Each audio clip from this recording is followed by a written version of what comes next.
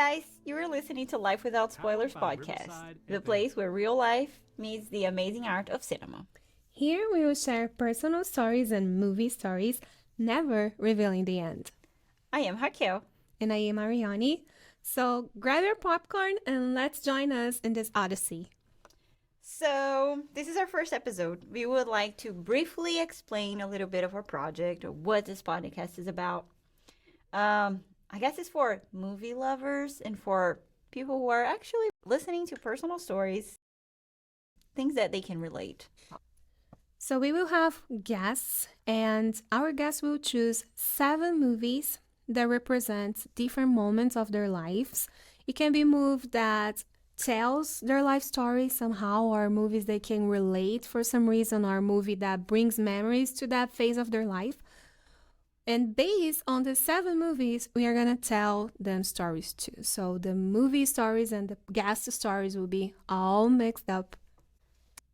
And as we hate podcasts when people invite guests and never let them speak, we found that it was important for us that we started this first episode by sharing our history so you can learn more about who we are. And when the guests start to come, we don't need to be interrupting them to say, hey, me too, because it's about them and not about us. And to start, we chose a movie to represent our childhood. Well, my movie is Snow White.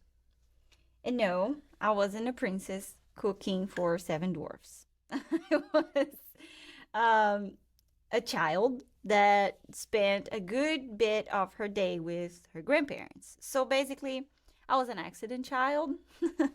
My parents were young, still in college and working when I was born. So in Brazil, like we are lucky to have our grandparents helping to raise us. Not all of us. Well, a lot of people do. And I had. So my parents would drop me off at my grandparents and pick me up later when I was ready to go to bed. So my grandparents would basically feed me, entertain me, take care of me, take me to school, pick me up at school. And during the times that I was home, you think about, I was raised by my grandparents until I was 5. So they didn't have the energy to follow with a child that is full of energy and developing and learning. So they would just let me watch TV. And my favorite movie at the time was Snow White. I would watch like over and over again. I remember I had like a tape, VHS.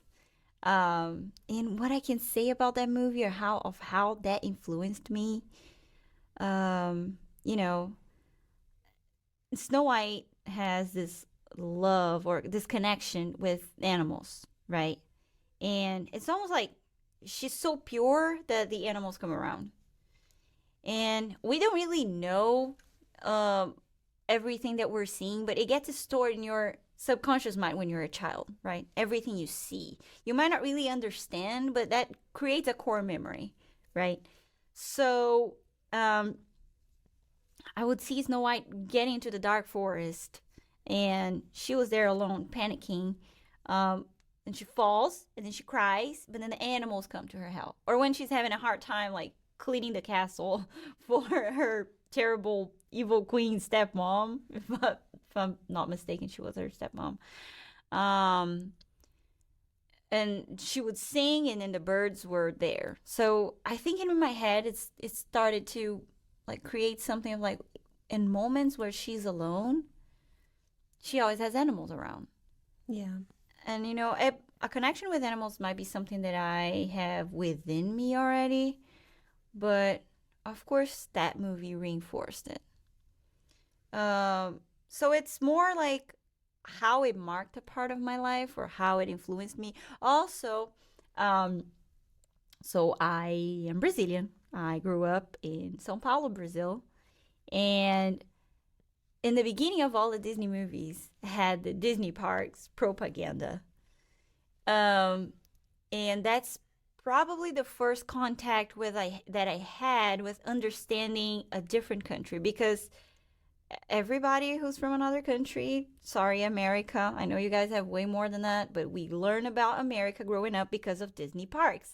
True. And they have that propaganda, like a marketing or presentation of Disney parks It's like on. selling their brand. Yeah, they're selling their brand because it's a Disney movie and in the beginning. So we see that park and we want to go there. And then we find out it's not nearby. Yeah, and the other thing is that the whole movie and the movie trailers were all dubbed in Portuguese, but the commercial for the Disney park was in English for some reason. For me, yes. Yes. So it's like, that's when I learned that there was another place, and it was very far from where I was, that had that amazing park where all of your dreams will come true, right? That's what they sell to you. And it does. I love Disney. I cried when I went. Yeah, I've been there, and I guess everybody that's a Disney fan and had the opportunity to would just love to be there over and over. But yeah, so I guess the whole Snow White setting, it was more of the memory that I had, Like of watching in our grandparents' house. watching at my grandparents' house on the couch, my first ever VHS, and a little bit of that pre-movie, like the trailer where they had the Disney park thing. So those are the things that marked me the most. Yeah, that's my movie. That's pretty much it for my childhood. And I love that you picked this movie because when I was a kid, I only had two VHS. One was Snow White, and the other one was the movie I chose, which is Aladdin. But the Snow White movie, my dad ended up trading with somebody for, I don't know, he used to go to a market and they would trade objects, and he got some pots, I don't know, from my mom, and they changed and traded for two VHS. And the problem with the Snow White VHS is that by the middle of the movie, it will stop and it will show up a fat guy with a mustache making a fish recipe. So this guy will come and he will explain how he fished the fish, where was it, and how he would prepare that fish to grill it. And in the moment he will put the fish to grill, then Snow White will come back. And it was the climax of the movie. And until this day, I don't know what happens to that part. When I was back, I was just see like the evil queen chasing somebody, but it was like, how did she get there? I don't know. So Still today, you don't know? I still don't. And Oh my God, you gotta watch Snow White now. I think I do. I feel like, and they have like some live actions. I don't know. I have something with live actions. That Snow White live actions, like another one. No, it's Like not. It- another one, really. Yeah, no, you gotta really watch the Yeah, the real the deal. real deal. I Yeah, think for so sure. too. And Aladdin I chose because it was my favorite movie. I love the soundtrack. For me, still like the best soundtrack of all Disney movies. Matter of fact, when I have a wedding celebration, I'm gonna play A Whole New World because I love the song. I think it's amazing. It is a beautiful song. It is beautiful. And the other reason I like Aladdin is because I relate so much with Jasmine, because she is the only not white princess from the old school Disney princess. She was not dark, she was like brown skin, and I was a brown skinned kid in a school full of white kids. So we role playing sometimes, and we are all princess, and I will always get to be Jasmine, and it would just like assign me Jasmine, like look at you can't be you can be the beauty, you can't be Cinderella because you're not like them, you're Yeah. more like a Jasmine. And I love that because I love Jasmine and I love the representativity she brought to me, and and now it was not that just her skin tone, it was also her personality, because all the other princesses, it's like they are expecting somebody to save them from their family situation. To be saved, yeah. Yeah, either because their see dad is oppressive and the one that they do things, or their stepmom is evil, or they are locked in a tower. There's always this feeling of expecting somebody to save you and to make you a princess. But Jasmine, she was already a princess. She had a good relationship with her dad, and she was the one who transformed Aladdin's life, and not the opposite. Like the guy was a thief for the long time, and like he changed his life, and he tried to impersonate and be somebody he was not. But she looked at that guy. She was like, I want him. I don't care where she come from, where he comes from. And I think that is an attitude we don't see in the other princes because they're more like passive. And Jasmine, she has like a seductive side on her. She's sassy, she's sarcastic, she plays with Jafar's mind. And I love her personality. I'm pretty sure she's an Aries because and she's also friend. I think all the princes are friends with animals, right? Because she has like she has a tiger. She does. I think that all of them have this connection with. And I was reading something about the other day that the princes, they didn't have friends. They have the guy, and their friends are always animals. They don't have like Snow White. She had the dwarfs. True. She had the dwarfs, But she doesn't have like girlfriends. Oh yeah, no, they're always alone. Like if there is a girl, it's always to compete. So Cinderella, my sister, they are onto me. Yeah. Like there's no friendship. The friendship is always the guy, the prince with somebody else. But the princess friendship is always with animals. And like even with Snow White, she had the dwarfs, but like she was cleaning, cooking, and organizing their messy in order ass to live in the house. Exactly. I don't know if it was like a friendship or if it was more like they were hosting her. Yeah, exactly. She was an au pair maybe. Yeah, that sounds like yeah. And to move to the next movie in our adolescence, my movie is Freaky Friday because I studied in a school that when I was a teenager didn't have much resources, so we will have a lot of windows, which was when we had no teachers, so they will have to do something with us. And they will often play us movies, and sometimes were educational movies, documentaries, but I remember when they play Freaky Friday. And it was pretty cool because the main character, she's like this rock star girl, and we are all in our Avril Lavigne phase, so we could relate so much. I love the song that they play. I think it's fun. And Anna, she had a bad relationship with her mom. So in this movie is about a mother-daughter relationship, and then they change places, like they change bodies.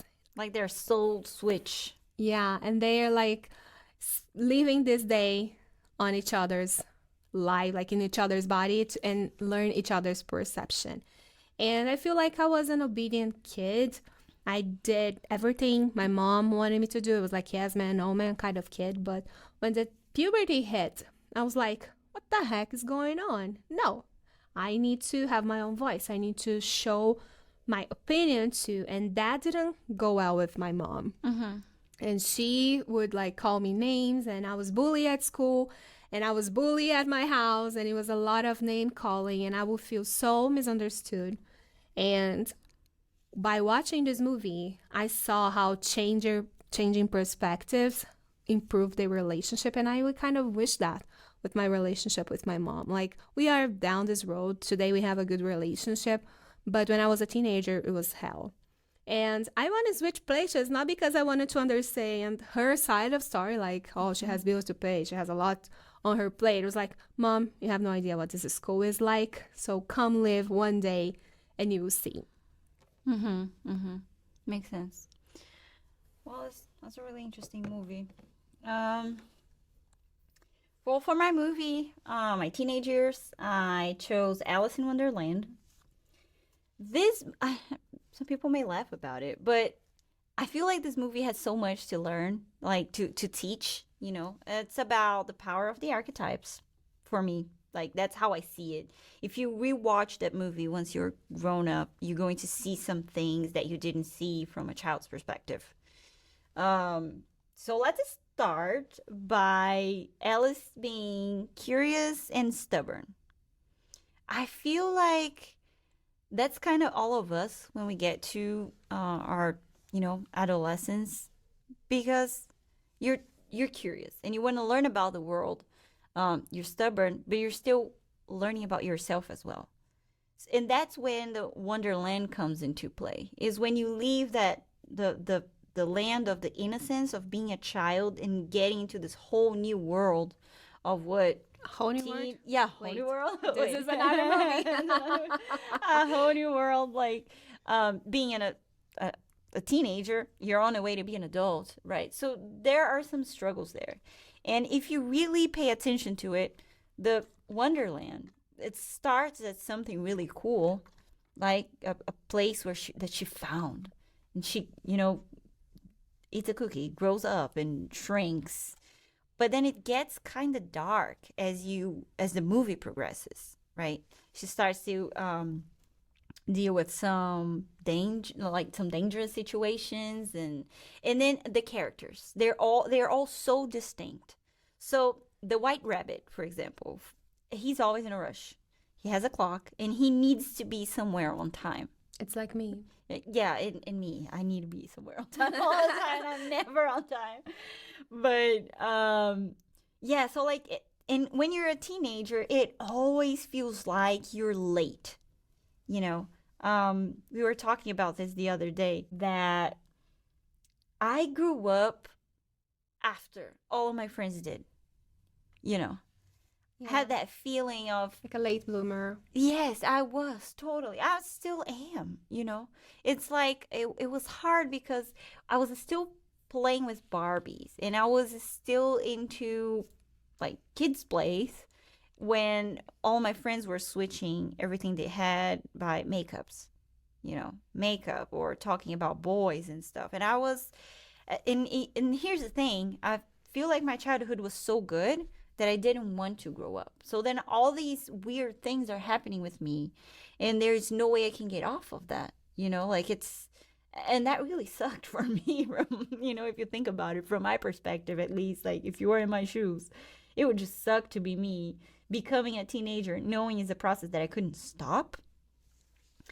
So there is always, that fantasy where you escape to, which is also, I can correlate to on like Alice in Wonderland, of like, I don't know, what if things are different? And maybe, like you're not, I was kind of disconnected with reality somehow, I feel like. Yeah. There's the White Rabbit is one thing.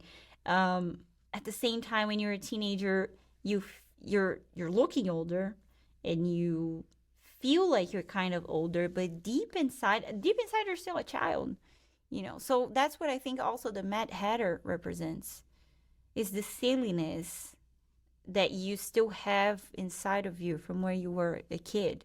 It's still there, And if you take care of it really well, then it just never goes away, which it shouldn't. It shouldn't go away. It's just like we grow up and we leave our child side behind somehow, Yeah. On Freaky Friday, Anna said that her mom is a fun sucker, which is like how we see adults. Like, it's not fun to be an adult. It's responsibilities, and then Yes. work, and then pay mortgage or pay rent, and then pay bills and cook. Yeah. And all. If you want to be a healthy adult, there's even more things to do. You have to work out. You have to eat your Eat food properly, take care Yeah. of your house. Yeah, and then like truth be told, if you wanted to eat healthy, you have to cook at some level, because Yeah. if you just take out, it's really difficult to eat healthy. Yeah, exactly.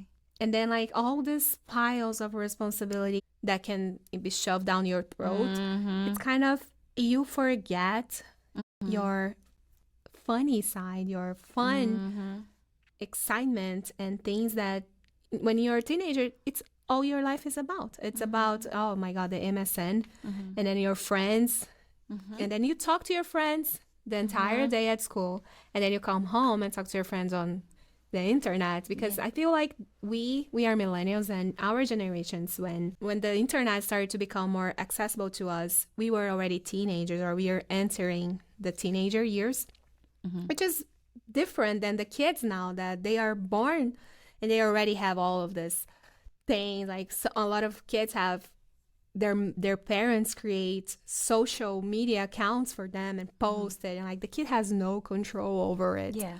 Literally, obviously.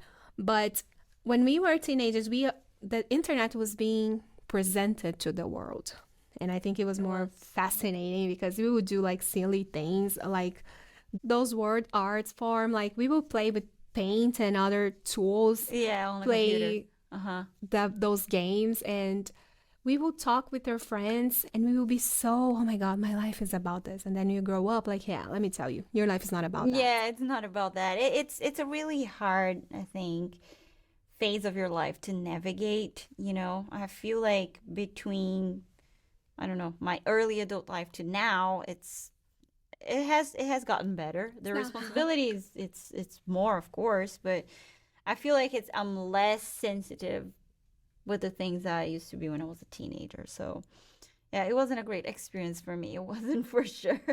Another thing that I can see on Alice in Wonderland is the Queen of Cups. She's a tyrant, right? And that's kind of how we see the adults when we are teenagers because we are stubborn, right? So I'm not saying what she's doing is right, you know. She wants her roses red, regardless, even if they are white or red, and if not, you know, you're gonna lose your head. But that's kind of how I feel like I saw, you know, like authority figures where I not always agreed with what they were doing, and you're not supposed to agree with everything they were doing, but I had no say in it. I didn't want to lose my head, you know? So it is kind of like I see so much of teenager years in Alice in Wonderland, the movie. Like if you watch it now as an adult versus when you were a kid. And I'm talking about the Disney version, okay? I'm not even talking about the Tim Burton's version. That's another, you know, vibe of the movie. It's kind of like the dark vibe. But if you watch the Disney movie, which I recommend a lot of adults to watch some of the movies they watched when they were kids, you're going to see stuff there that you didn't True. see when you were a kid. Yeah, this is my movie. That is so true. And I understand like this late bloomer because I feel like when I was 11, my friends started to be, oh, let's put makeup, let's talk about boys. And now I was still playing Barbie dolls. And the puberty, like, oh my God, I want to talk about boys, only started to me when I was 13. So from 11 to 13, I just faked it. And then we'll be like, hi, oh, no, we don't. Lying about who you are. Yeah, we don't do Barbie dolls anymore. And I'll be like, oh, me neither. And then I'll go home and Oh my play God. with them. Playing with Barbies.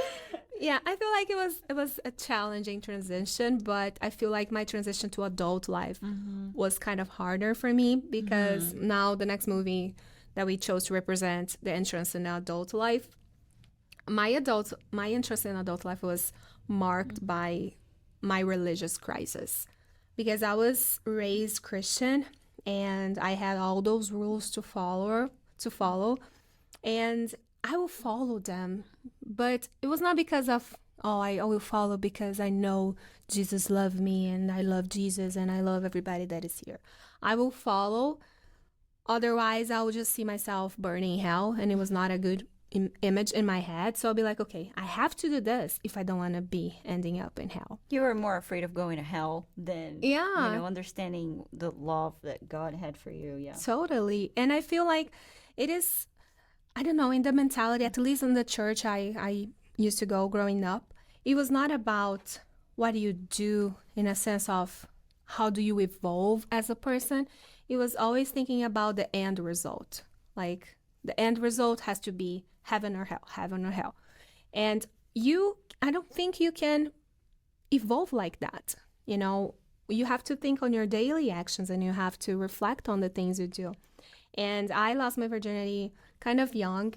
And then I used to feel like super guilty about it because you're supposed to be saving yourself to marriage and then God wouldn't bless you. And my first boyfriend was a piece of crap. And in my head was like, no, I think he's treating me like that because God is punishing me because I didn't save my virginity. And then I met this other guy. I did with him what I was supposed to do, which is take him to church. And then I took him to church and he was baptized. And we will go every week and we will have like the small groups. It was when it started to become trendy, the small groups, church kind of thing. And all of a sudden, in my head, because I know that relationships, they don't start out of nowhere and they don't end out of nowhere, but in my perception when I was 20, all of a sudden, he was the perfect guy. He would treat me like a princess, and then he changed. And he told me that he was done with the relationship. And with that, Wow. I felt like the floor disappear from under my feet because I was like, why? Like he was the nice guy. He was treating me right. I was saving myself for marriage. I was supposed to be having a blessed marriage. I was not supposed to be, Left. being dumped. Being dumped. And then I feel like this is the reason a lot of young adults get married. It's not because they love each other so much, and because I don't think you can love each other this much when you're so young, to be honest. I feel like love comes from a construction that is a slow burn. And when you were younger, you're just like, oh, let's do it, let's do it, let's do it. We get confused with like passion with love. Yeah, and we don't have much life experiences to base things on. So, like, I think it's difficult when you are trying to build your career and you're going to school and you have a lot of things to talk about, and you talk about a relationship because a relationship takes effort and you don't have this time. You are trying to put effort on yourself, on studying and fighting your career and doing something with your life. But you are kind of taking away from that. And when this guy broke up with me, it's when my religious crisis was like, boom. So this is all a lie. Like, it doesn't matter if I'm right or wrong, I will end up with the same situation. And this movie that I chose, which is Eternal Sunshine of a Spotless Mind, it's about breakups. And I watched this movie when I was younger, and I watched it again when this guy dumped me, and it was a beautiful perception because this movie, they have this mechanism like this. They have this system that would delete a person from your memory. So let's say, oh, I'm sad because somebody did this to me, so I'm going To the facilities, like a kind of facility. Yeah, like there, like a clinic. They bring the machine to your house. Like, we're gonna hire these people. They will come to your house and they'll put you to sleep and remove this person from your memory, from your brain. And that felt so good. Like, it was such a good idea because I was in so much pain out of this breakup. And having the idea like, oh, it would be great if he never existed, right? And I would like feel that, and I wanted to hire these people. Where can I find him? But now, like, I can see how I am who I am today because of this episode too. Yeah. So Absolutely. if we just delete all the moments that were painful or we were hurting, just to not suffer anymore, I don't think we will evolve as people, you know? No, you need the bad moments. You need the bad moments in your life to appreciate the happy ones even more too. Yeah. It's going to build your character, but by the end of the day, like, how do you know when you're truly happy if you've never been sad? Exactly. It's like and a then paradox. it's not like, I feel like the construction, which is something I lacked when I was in this, church vision. The construction is so important because the church has this vision like, you cannot sin, you cannot sin, you cannot sin. And it's like this constant mantra, you cannot sin, we cannot sin. When in reality, you learn a lot from your mistakes. Yeah. Yeah, and I'm not saying like go out there and make tons of mistakes because, everything has consequences, but allow yourself to have doubts and to do what you believe. And if it's not the result that you want, you go from there too. Like, we cannot see our lives as we have to be perfect. We have to see our lives like we are humans and we are here to learn. And we learn from good experiences and we learn from bad experiences too. Right. And I love this movie very much. It's Kate Winslet and Jim Carrey. I love both actors. They're really good. They are great artists. And I think this movie is a masterpiece. And you should watch it at some point and reflect on your past relationships and the things you would like to erase from your mind. What about you, Raquel?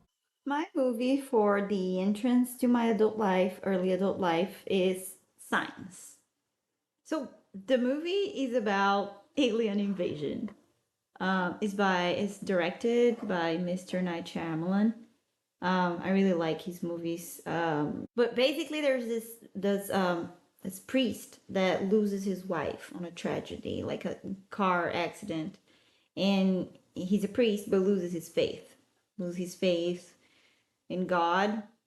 And it's interesting because he also doesn't have faith that the aliens are coming. So they live in a farm. He lives in a farm with his brother and his two children, and they start to see signs on the plantations.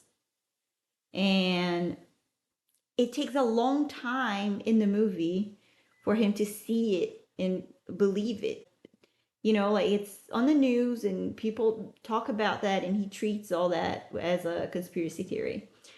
So I chose this movie because it's the entrance to my early adult life happened at 17 years old, also due to a loss. I didn't necessarily lost the faith in God, but that's when I found out about spirituality. So I kind of lost faith on the dogmas of the church.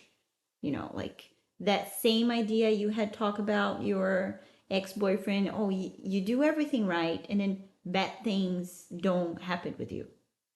Yeah. But that's not a reality.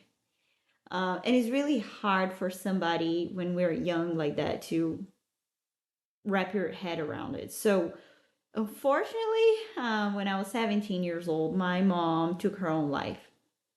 And it was a huge loss in my life. That feeling that you had said before about feeling groundless, without a ground to stand at such a young age, that was the feeling of going through that tragedy in my life so early.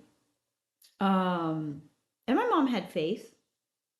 We used to go to the church, but it's one of those situations that it's you never believe it's going to really happen with you until it actually does, and you see yourself in that situation. And that's when I turned to faith, but real faith. Because just going to the church just wasn't doing it for me. It just wasn't making sense, you know? But I knew that there was a God, and I could see signs that I was being taken care of, and that there was something else that maybe I could not see it, but I could feel it. And it took me that low point in my life to find out about it and know what I was, you know, what I was going to, where I was going to go from there, right? Because it's a mark in your life, and I think the biggest fear is that tragedy was going to define me, but it didn't. It does changes who you are, just like in the movie the priest loses his wife, and that it does change who he was, but it's like a learning process until you accept facts and reality, and how you find a significance to that, you know. Yeah. And it's interesting how a movie can mean so different things to people, because I Yes. remember watching this movie and just being scared of the ETs and the and the signs and the plantation. And at the same time, it is like it's a feeling that makes you scared, but also gives you the curiosity, like, wow, Curiosity, yeah, there's imagine something if else. there's someone out there, like imagine if there's life in other planets like this. Yeah, it's a really good movie that I actually watched during this part of my life while my mom was still alive. But it was still a very good movie after that time, you know. Um, but yeah, so it's the movie I chose um to represent the entrance to my adult life. And then I would also like to pull a hook to my next movie, which is a movie that I chose to represent a Difficult hard moment moments. in my life. Yeah, a difficult moment in my life. So I was forced to become an adult, because when you go through a loss like that, you're kind of pulled into life, right? You're like, you start to realize what is a real problem. Like go Pokeball. Yes, yes, like that. And you start to realize what is a real problem in your hands. So pulling that hook for a movie that marked a difficult part in my life is called The Lovely Bones. So it's more like I would say it's a spiritual movie. Yeah, I would say so too. So basically, her name is Susie, and she is Susie a Salmon. Susie Salmon, like the fish, like she says in the beginning of the movie. And this character, well, she's like a preteen, let's say. And she doesn't look too old in the movie. I don't remember exactly It's just the age 11 of, something. yeah, like I don't remember the age of the character, but she dies, and her spirit She disappears actually. she disappears. Yeah, she disappears, but she dies. And this is not the end of the movie. This is actually the beginning. This is what's cool about this movie. Everything is from her perspective, and she's already dead. So she's basically in what people would call the purgatory or the afterlife, but it's that brief moment in between death and crossing the rainbow bridge Like the to the heaven. afterlife. Yes, I exactly. mean, Like it the is the afterlife. It afterlife. is, but it's like she's not in, Between. yes, in between. Exactly. I would say in between, which Between what? Like, it's what people call the purgatory. yeah, no, but like when you think about between, it's like between life on Earth and where else? Like, Exactly. It's she doesn't fully rest in peace like we expect. So she doesn't rest in peace. She dies, but she doesn't really goes to heaven, I would say. Like she doesn't rest in peace. I don't know. Like she I doesn't. think this concept of resting in peace is kind of a lie because I've heard from several sources that when we die, we will like work on the other side. So, We might not be resting really. But yeah, so the whole concept is it's really also a part of my life because I was looking to find answers, which some answers I never really found, you know. Um, but I was looking to finding answers, and that took me to a whole different spirituality path. Some of the concepts I learned is that you should let the person go just because they would still go on the other side instead of you keeping that attachment and kind of holding their spirit to the mundane world per se. And it's something that would cause them to suffer. So in the movie it's kind of that because the girl is dead, but her spirit sees her father still alive, suffering for her disappearing. And at the same time that she's experiencing these extraordinary experiences on the afterlife, she's still very connected to her family that had gone through a loss. Of course, in the movie, she disappears, and her family doesn't know where she is, but she's already dead, so she can watch that thing develop from the other side. It's a very touching, interesting movie. I do recommend for people to watch, especially if you have some type of belief where you know that there's something else other than the life in this planet. And that's it. That was a movie that marked a hard part of my life. I think it's interesting how you brought a movie that relates with the spiritual side of things when you Mm-hmm. were through something difficult because the movie I chose to represent a difficult moment of my life is also spiritual in my Mm-hmm. opinion, which is the movie Soul. And it's a Disney movie, right? It's a Pixar movie. I don't know. It's an animation and it was released in 2020 when we were in pandemic.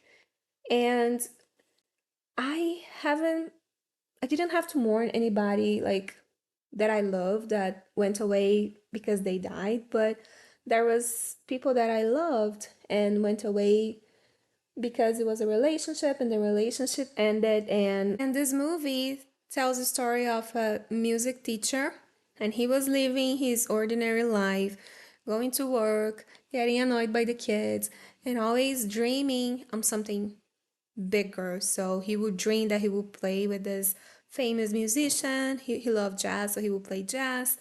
And I think one of the parts of the movie that I found it really interesting is how he get in trance when he plays. And at some part of the movie, they explain that it's a way for us to experience the spiritual world. So when you do something that you really love and you do with all your heart, it's a way to touch the divine. And I feel that the pandemic brought this to a lot of us because we were like caring for so many things. And then this virus came out, and we were just like, okay, survival mode.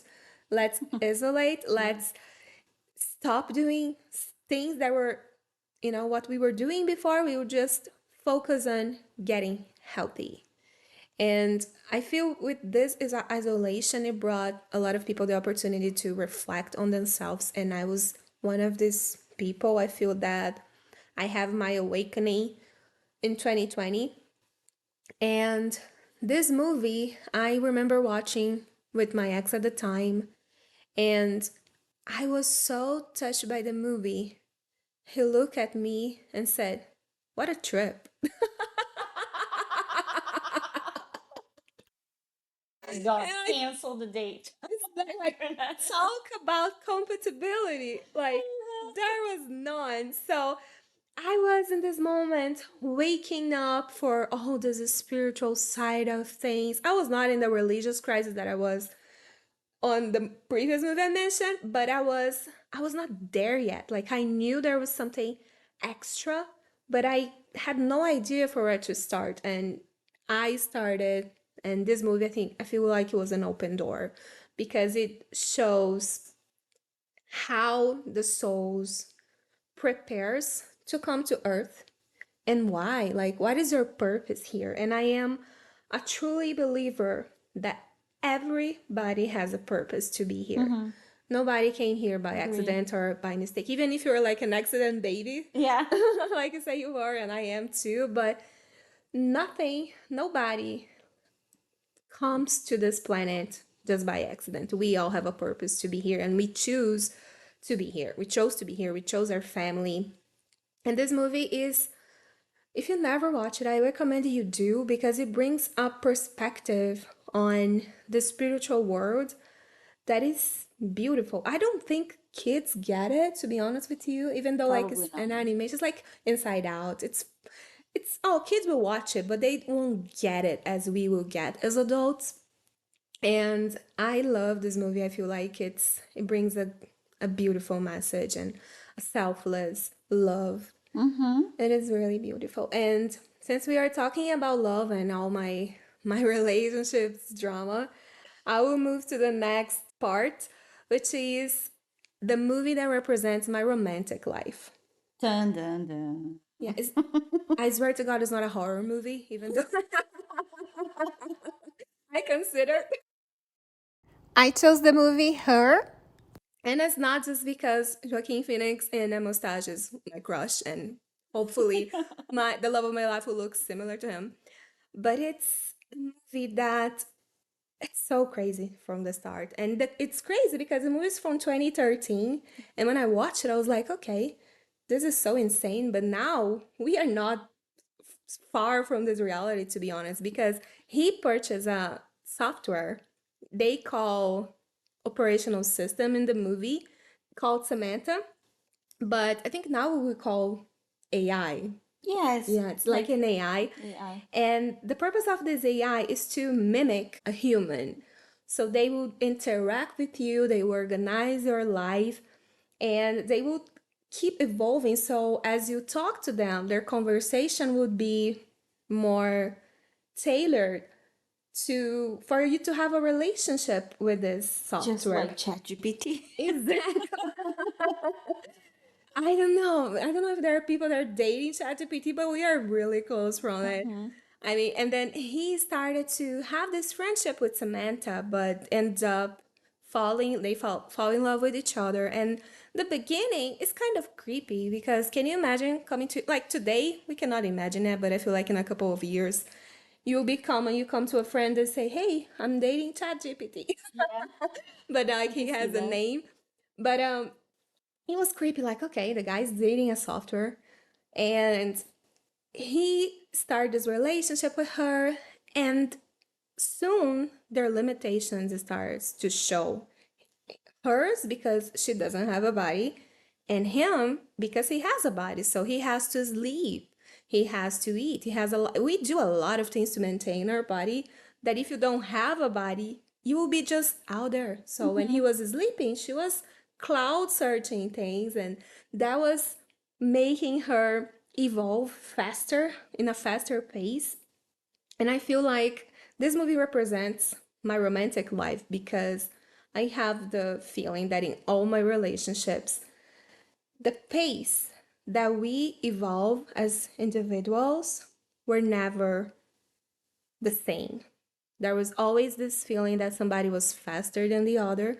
And when you are like running and the other person is crawling, at some point, you're not gonna make sense anymore, Mm-hmm. right? You won't be, because a relationship is about walking by side.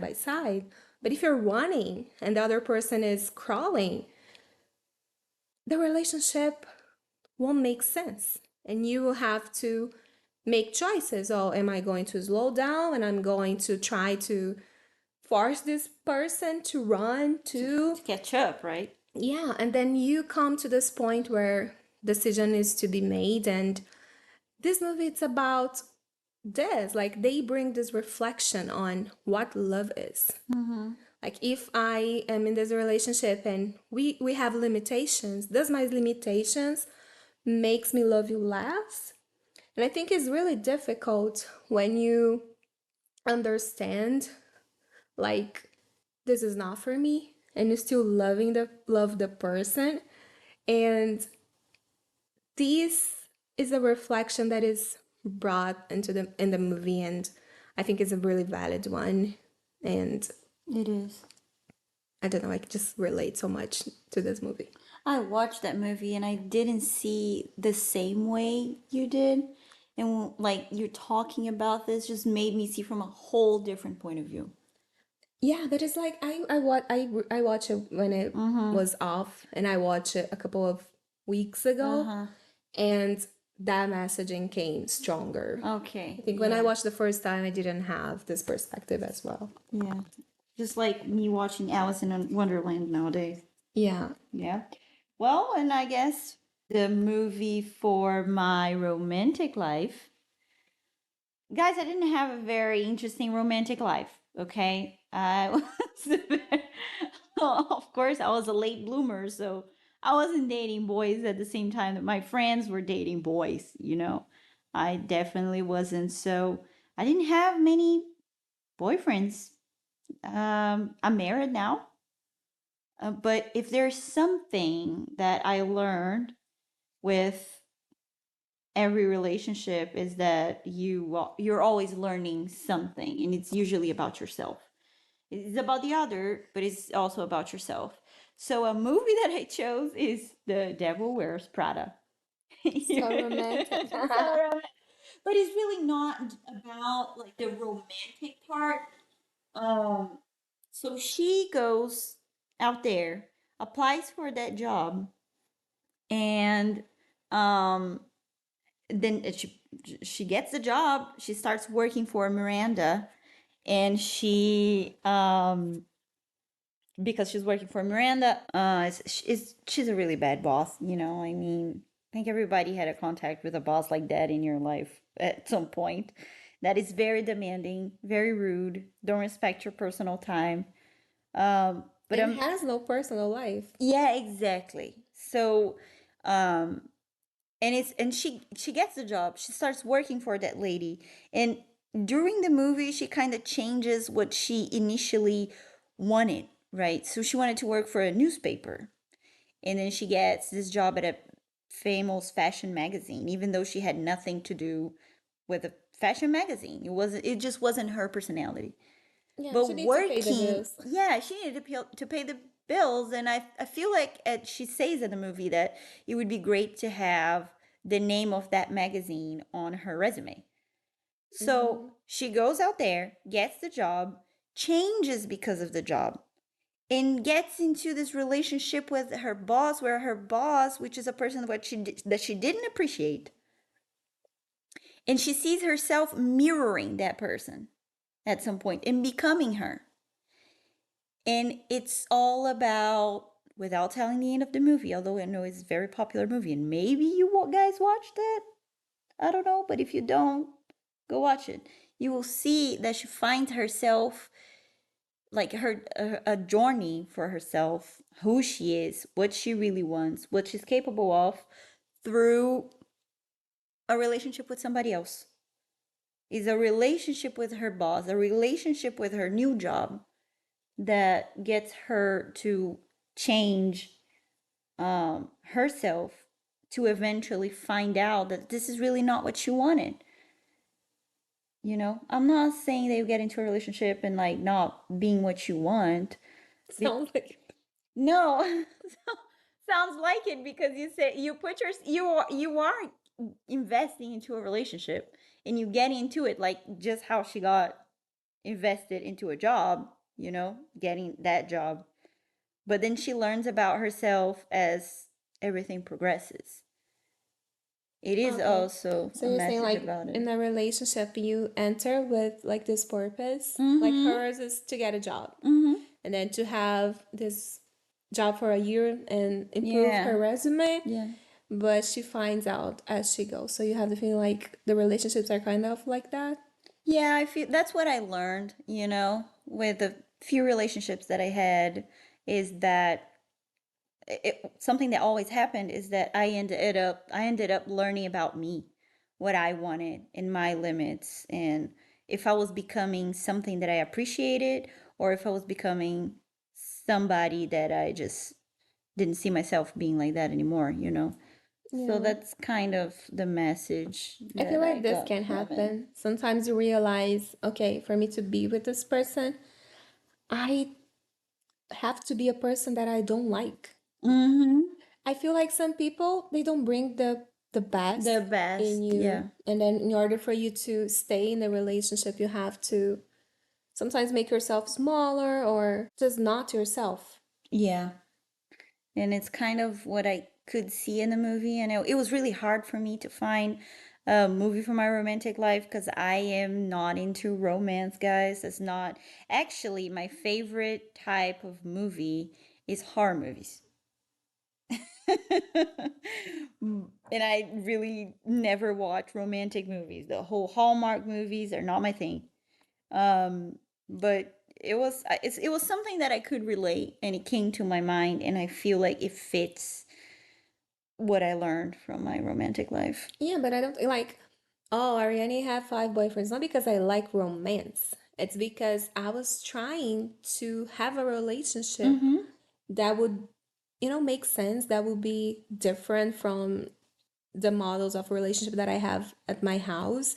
And I feel that because I didn't have this great role model of relationship at home, I would need to build everything as I go, as you said. So my first relationship, the guy was kind of sexist. Mm-hmm. And then he pushed me into doing things that I wasn't completely ready for it. And I've learned that, okay, so no dating sexist. Next.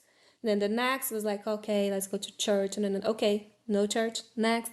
And then I feel like every relationship I had, it was preparing me and it's still preparing me for something bigger, because I feel like now I entered the phase of my life where I am myself, Mm-hmm. where I am the person I am proud of me, and I think this is what it takes for you to manifest this relationship that is great for you, because most times we don't know what we want We don't. because we don't know who we are. Yeah, but if you don't know what you don't want, it's already a step. Yeah, so that's like I had serious relationship because it was all a process of elimination. Yeah, it's kind of what I was saying, where you find yourself in that journey. Yeah, but You like you learn. had two because you had a good Mm-hmm. Yeah. dad that would show you things and Okay. to prepare you for life. I didn't Yeah. have that. It was like, hey, go with the woods. And that's why I feel that moving to the next. A movie that is inspiring to me is Whiplash because this movie is about this kid that wants to get into the band, and then once he's in the band, he wants to be the best drummer. But his teacher is kind of like Miranda Mm-hmm. too. He's oppressive. He is demanding. Okay, you have to train more, you have to work harder. It's like you wanna be the best drummer, so you must have no life. Your life is this. And this kid, he takes all this abuse because he had a goal in his mind. And even though I don't agree with the methods of this teacher and all, I feel that I can relate with Andrew, um, the kid that is trying to play drums, because he's obstinated. Like he puts something in his mind and he doesn't see the obstacles. He just see the target. Mm-hmm. And I feel that this is something that I have too. I have this ability to focus on. When I put an idea in my head, I was like, okay, I'm gonna do it. And I don't care how.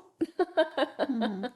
I'll get it done. And this movie inspired me. You know, a lot of things happen. He kind of becomes a workaholic, so his relationship kind of falls apart a bit, but he gets what he wants. He becomes a great drummer, even if he's bleeding, even if he's, in pain, even though he has nothing but what he expected. And I feel like this is a point of inspiration, but also a point of reflection because I don't think nothing is worth of us losing everything over it. So, oh, okay, I have this accomplishment, but I lost everything else. I have nobody in my life. I isolated from all the people that I cared for. I have no health because I was focusing on this so much. I didn't sleep. I didn't eat well. All I care was this. And I don't think there is nothing worth of us losing everything else for it. Yeah, I do see that a lot in you. That you put something in your mind and you follow and until you get it. I feel like it's a really nice quality, Thanks. like get things done. I do have a little bit of that as well. Um, I'm not that obstinated with getting where I don't get that obsessed, but um, I guess I just allow myself along. I would not go the extra mile like he does on the movie, like with my hands bleeding. Like, no, fuck that. But but maybe like it really depends on what's the goal. But yeah, no, I can totally see that. And like his hand is bleeding, but Mhm. I think what pushes him too is the anger. Like he gets angry at his teachers, like, I'm gonna prove this motherfucker that I Uh-huh. can do this. And Yeah. there's this part too. So there's a little bit of pride over there as well, Oh yeah. right? Yeah. A movie that inspires me. Okay, Pirates of the Caribbean. And I'm not gonna say in a specific one. I guess it's all of them because what inspires me the most about the movie is just the character. So Captain Jack Sparrow. Like what to say about him? First, I love the actor. So Johnny Johnny Depp Depp. is amazing at every movie that he does, and I feel like there was no better person to be Jack Sparrow, like he is. But I think one of the biggest messages that Jack has is not always he's a captain, right? Not always he has a ship. But he still names himself as a captain. And people see him like that. It's not, he might not be the king, but because he believes he is, he has so much faith on himself, everybody sees that on him as well. So it's the whole fake it till you make it story. Um, but it's not just faking, you can see that he believes on what he's doing. He might not always share his plan, but he believes on himself and what he's doing to achieve certain things. Of course, he's a pirate, and not everything he does is correct. But I like the fact that also there's always a way out for him, and he knows there's always a way out. And I feel like in life, Confidence. yes, exactly. So it's his confidence that I don't see in any other character that I know on any other movie. Like it's such a specific, iconic character for me, Jack Sparrow. Um, and He is that great. he's great, and the whole thing about there's always a way out. He comes back from the dead. Like, I mean, come on. There is always a way out, and I He feel and like Jesus have something in common. yeah, yeah. What do Jesus has in common with Captain Jack Sparrow? They both resurrected. But it's more like there's in life many times we have been at that spot, and if you have not, then you will be. I'm sorry to break it to you. Where you feel like there's no way out. And there are very few situations in life that I feel like there's no way out. Actually, most of them are. If there's not a way out, there's a way around it. Like something. It's possible to do something. I just got to believe it and keep following your plan. Although maybe sometimes people don't even believe in yourself, you got Yeah. to believe in yourself. And that's what I see a lot with Pirates of the Caribbean in all of the movies with Jack. It's because he believes in himself. He sees himself as a captain, and because of that, he's a captain. Everybody sees him as a captain. Although he doesn't always have a ship, and there's always a way out. All right, guys. Now we are heading to our last movie on our list here, and the last one is a movie that I think everybody should watch. I chose Cloud Atlas. It's a controversial movie and it's really hard to understand. Maybe you have to watch it twice, Jesus. like I had. It basically tells the story of six different stories, six different people, all connected. It has to do with reincarnation. It has to do with the purpose that we were talking about previously, the purpose in life, and how you come back to finish something that you didn't, or even like intertwined lives, that those are things that I believe on. So that's maybe why it touched me. But even if you don't believe it, maybe it can be an inspiring movie for you to know that, well, finish what you started, you know, or Mhm. that project that you would like to move on with, go ahead and do it, you know. Because maybe that's a purpose that you have. So I think it's a great movie. Everybody should watch. Maybe just like pay really attention so the movie will make sense because it goes back and forth between the characters. But I think everybody should watch for the concept of how everything is connected. It kind of matches to what I believe, and also the whole story about spirituality that we were talking about earlier. It has a little bit of that in a movie, and you see how the different bodies receiving the same soul. And this is my movie. It's very interesting. It's a very interesting movie. Check it out. Well, the movie I think everybody should see, it's American Beauty.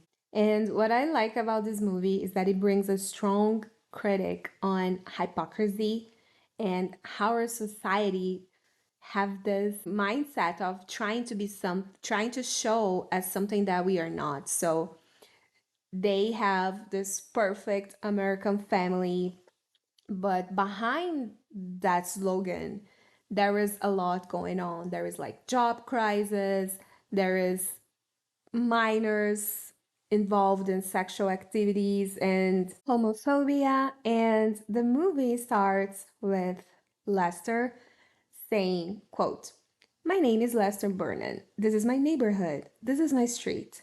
This is my life. I'm 42 years old in less than a year, I will be that. And then the movie starts like this, and from there, they started to develop this story on how he ended up dying.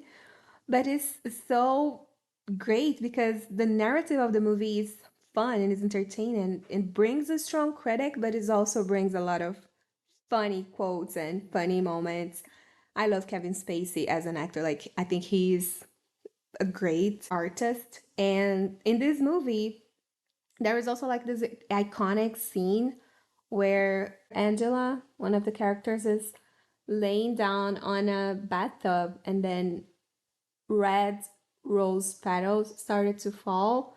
And that song, dun, dun, dun, dun, dun, they're so enticing. And I don't know, I feel like it's a great movie to watch. Perhaps not watch with your mom around because there is like a sexual content in there. But it's a great movie. It makes me laugh and makes me, you know, it brings me this reflection.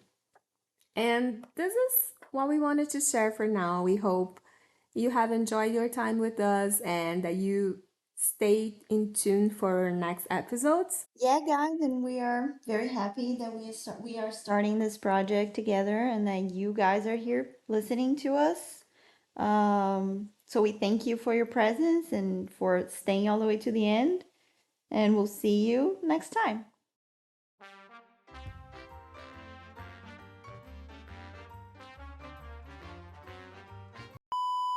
Sai, obsessor do caralho.